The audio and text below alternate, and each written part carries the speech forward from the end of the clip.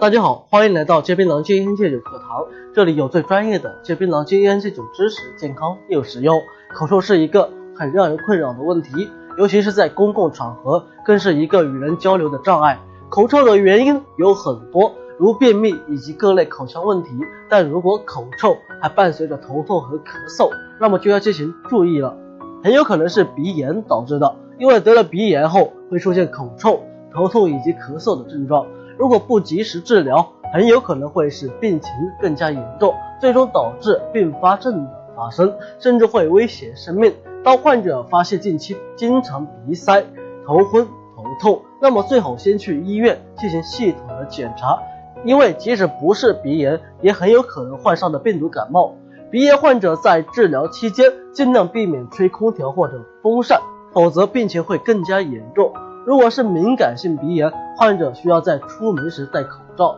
如果感觉鼻子不舒服，可以用按摩的方法按搓鼻翼两侧，直到鼻翼两侧有微微发热的感觉时就可以停止，每天做2到3次，能够在一定程度上缓解鼻炎带来的不适。除此之外，鼻炎患者每天最好选择用凉水洗脸，不仅能够刺激鼻子上的穴位，也能够缓解鼻炎。